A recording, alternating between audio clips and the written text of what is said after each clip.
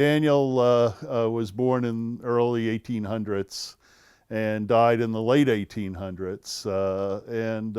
He was son of Isaac. They're all buried up in Cedar Lawn in Paterson. The family first emigrated from New Amsterdam, which is now called New York, to Aquanock, which is the Passaic side of the Passaic River, and then later bought lands along the Passaic River.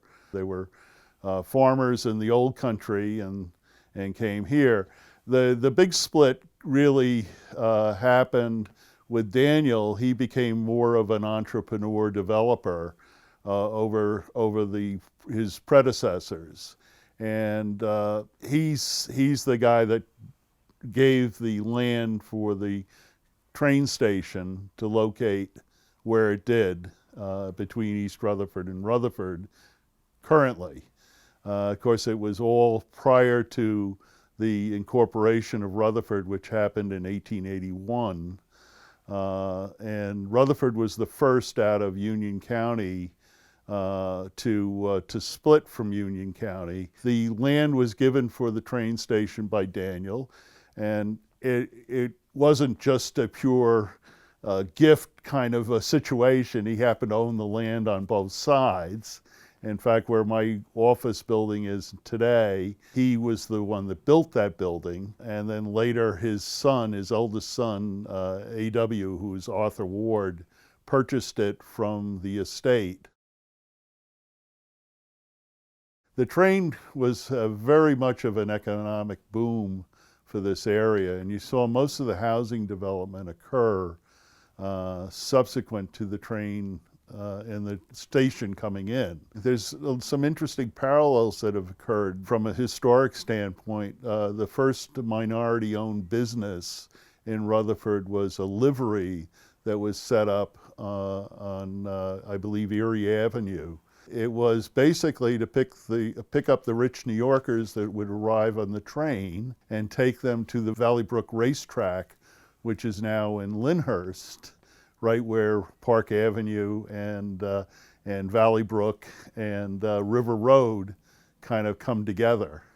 And so that was the main reason why Park Avenue goes on the angle that it does from the train station versus all of the other roadways in town.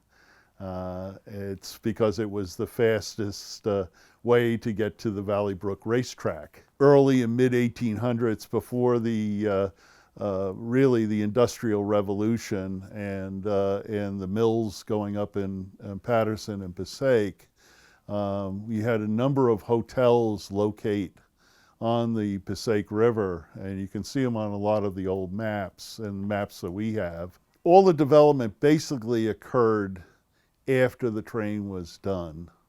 That's when you started to see the Victorians being built in the older housing stock in Rutherford, which basically the Victorians and the Gothic style homes were built in the late 1870s, 1880s. The Victorians themselves were very controversial at the time. And it was funny when I see people that look at architecture that's going into town today that they perceive as being controversial to what the housing stock is. But this was very similar to the reaction that the Victorians had, that they treasure so much now, but they were gaudy and awful to many of the people that were at that time. It was a socioeconomic engine for the community. It was the engine for the first affordable housing. There wasn't many opportunities, unfortunately, for Black Americans in this country, even after the Civil War. And it's gratifying that we've come as far as we have, but it's taken us an awful long time to come this far, and we need to come further.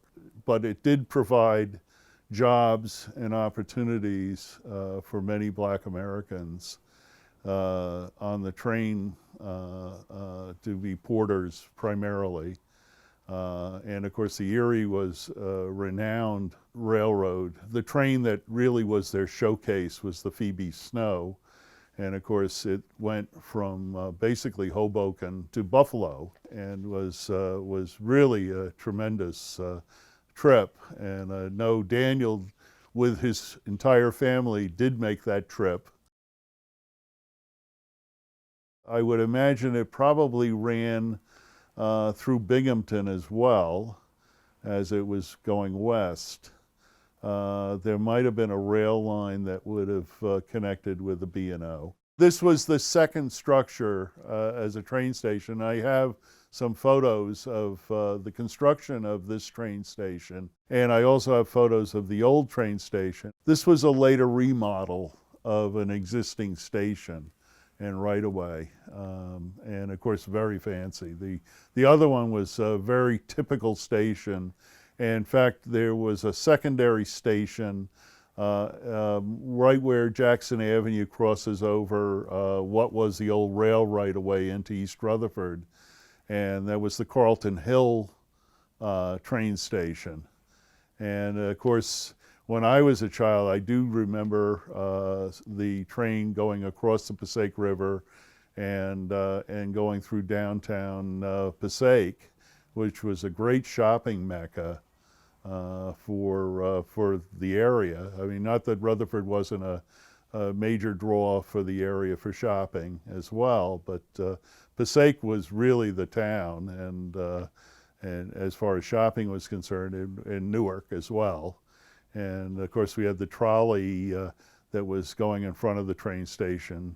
And in fact, the East Rutherford building department, not building department, their DPW, uses the old trolley barn just on the other side of on Hackensack Street and Railroad Avenue.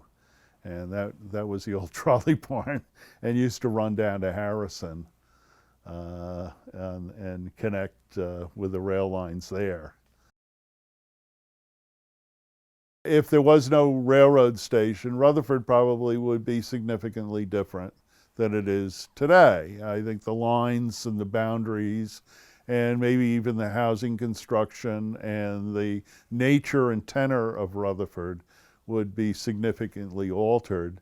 I think you look at the various towns around us, there was definitely a plan in the development here much earlier than other communities. You know, most of your building codes came into play in these communities in the early 50s. And of course, most of the development occurred prior to that. I mean, the last real development spurt in Rutherford occurred right after the Second World War. And that's when we got a lot of the Cape and ranch style homes down on the northwest corner of Rutherford, and was all in that 50s time frame. So that made a big difference. I do remember the train line running as you know, because I'm old enough, I guess, before they took up the rail line, and of course you can still see parts of that rail line today in Passaic. I mean, all their parking, their central parking in their downtown district, is all the where the rail line went, and of course they just basically ripped up that line, and what they called the Bergen shortcut is what the train line uses today, and of course it goes up along the back end of Wallington and Woodridge and Carlstadt and East Rutherford. Growing up here, we really didn't take the train all that much. I can remember an early maybe Cub Scouts or Boy Scout trip where we went to Suffern. It was a Native American demonstration of dance and ceremony. And I do remember that, going up and taking the train. The train was a big novelty. because we were basically doing automobiles at that point.